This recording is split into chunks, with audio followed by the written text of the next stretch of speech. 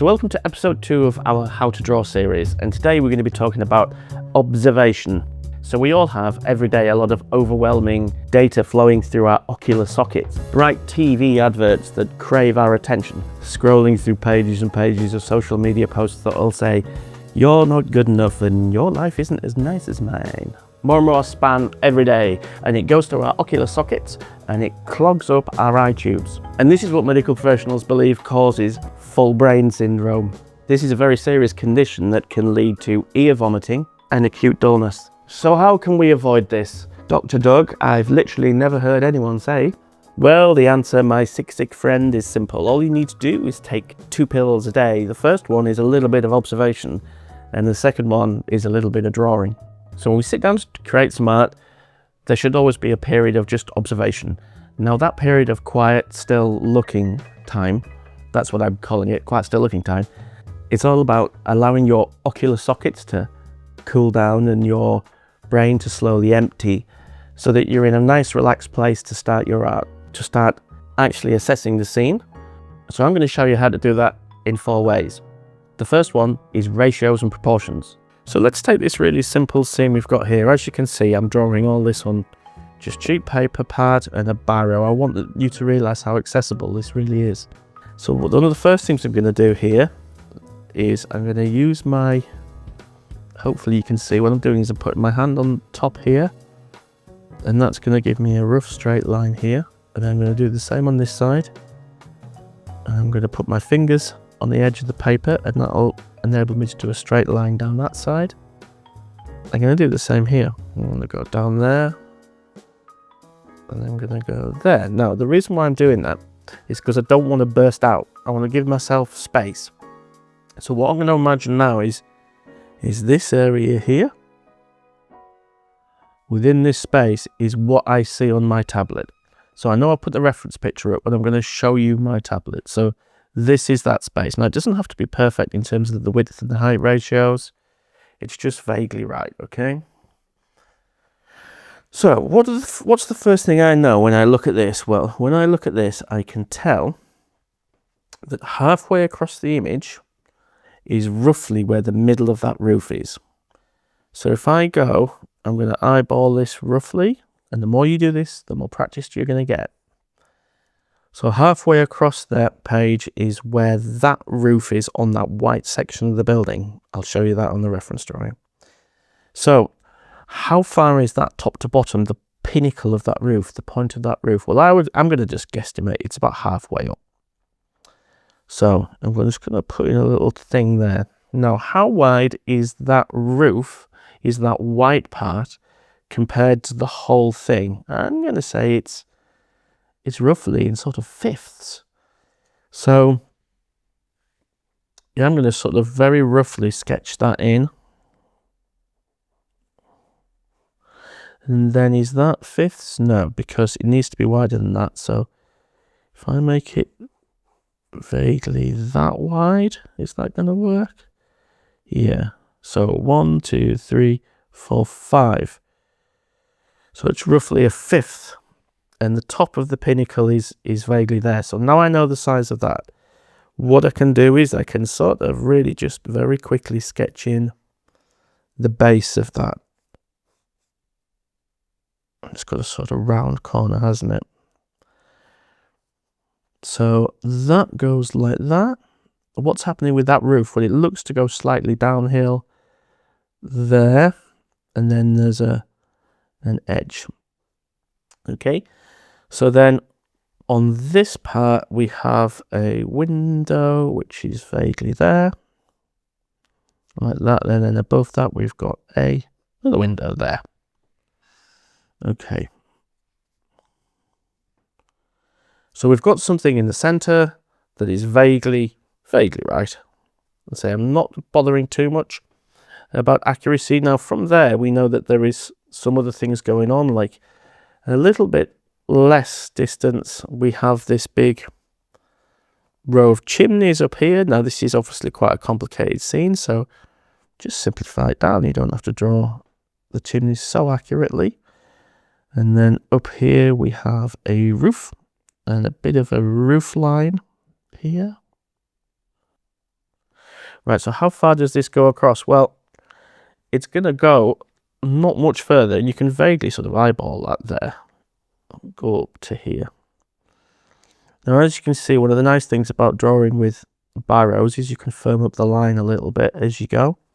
You don't have to worry too much about being like hyper accurate. There's going to be some windows in here, like that. So then we can continue this roof line around. Now, how far does that road go up? I would say it's probably about a quarter of the way up. So that's half. So here we have a quarter. So the road is going to go up to roughly there. And then the pavement comes down like that. And then we have this little section in here. So then we have the road also comes out there like that. And here we have this massive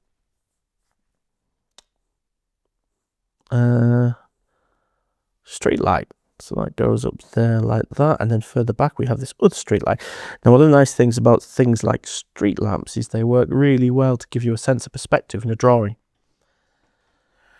So then, how big is the tree compared to this house? So what are the proportions? Well, it's about halfway up, and there's a wall running down here, and then the tree comes about halfway up. So we're going to just, again, roughly sketch that in there. And then we have some houses, but as we get further back, again, texture less and less important. We've got some cars here that we're not going to draw in, and then we've got some of the tree on this side. Now, right in the far background here, quite small, we've got some other houses which put some suggestion of windows there. Right. Put those small windows in this bit here. Okay, so on this side, let's have a look at the far left of the picture. What's happening with the streets there? Well, this is coming up about probably a sixth or an eighth there. Where does the pavement reach the edge? The pavement reaches the edge here. And then that sort of curls around at that angle. And how far across does this go? Well, from the center line, which we know is at the top of there, to there, it's slightly more, but not much. I would say about there to the edge of the building, so we can put that in. Now, I know, and we've got some railings coming up here, and a little bush. And I know I'm going at a bit of a fair lick with this, but you have to appreciate that the more you do it, the faster you are going to be able to get. Okay, so let's have a look at these chimneys up here. We've got them basically going up at an angle like that, and some are sort of more staggered than others, but I'm just going to draw them all in like that. And then here we go. We've got some dormer windows, but I don't want to put in too much detail up here. So how are we going to do all these windows? Because there's loads of them. We've got a little bit that sort of sticks out here, which I'm not that bothered about showing. Well, this one is at a slightly different angle, so I'm going to put that one in a bit more specifically there. And then for the rest of them, I'm just going to draw a series of vertical lines and do some really thin ones down here. And then as we get up, some wider ones. I'm not even going to draw everyone. I'm just going to do some rough sketches like that. So when we look at this part of the drawing, we know that the road goes around there like that, because I can see roughly where it disappears. Now we've got a million cars here. We're not going to bother with those today. We're just going to leave those as they are, putting some lines down the middle of the road. How far up this line here does that reach? Well, it reaches about there. And then it comes in, and these vaguely come up to a high point there, and then that's there. So we can sort of proportion those in. And then we've got little dormers on the tops of these here, and some chimneys. It's going to be smaller as we get further down. I'm basically this is becoming quite abbreviated. The windows, I'm not going to draw them all in. I'm just going to do some sort of slightly abstract suggestion of windows. So that's been laid out just by looking at where's the halfway point, what's halfway up, and then from there I've started with this sort of shape.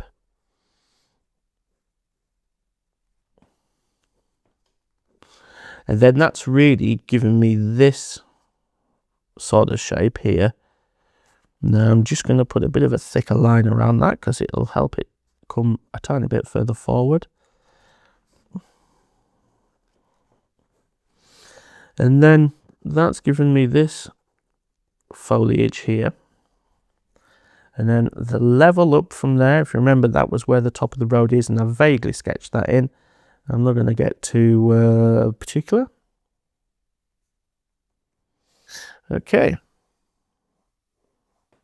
And then I've measured this, really looking at how big it is at that side and then how far it goes up there, and that's given me that perspective. So there you go. Now I could go in and I could put a lot more detail and finish that off and add some values in. Say for example you've got some shadows along here, and this area is all cross-hatched. And go as far as you want with it, but that's roughly how that gets laid out in terms of proportions.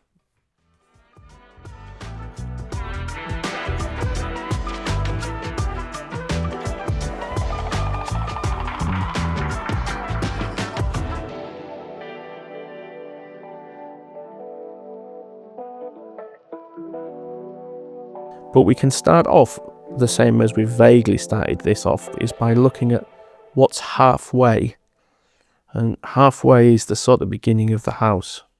And we know overall it's going to be roughly that height to that width, maybe even less. So that's roughly where the house is going to be. So when it comes to the other areas, what we can start doing is looking at the landscape and looking at some of the silhouettes. Now, in the foreground, you have this field area comes down at an angle. And then here you have the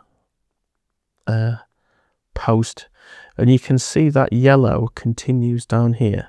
So where are the other colours? Well, if you squint your eyes a little bit and start thinking about other areas, we have a tree vaguely here. We have an embankment or some gorse that comes up at this angle, and there's some other fluffy gorse that comes down here. There's some more bushes there, or we'd call them whin bushes or gorse bushes.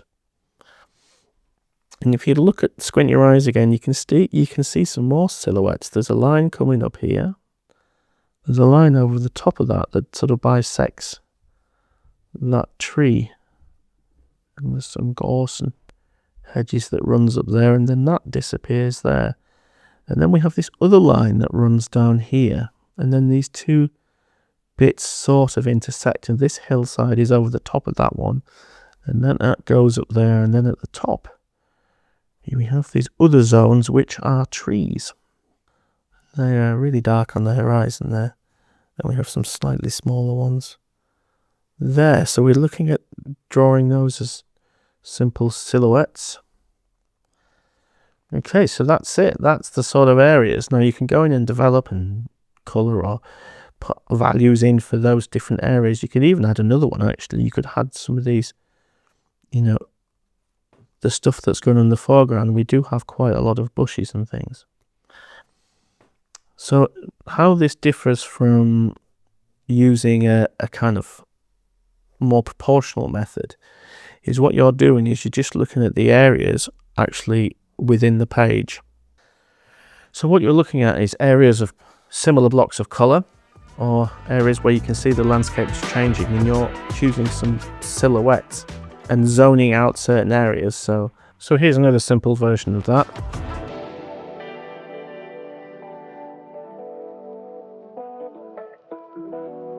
So for my YouTubers, I want to thank you for watching this video.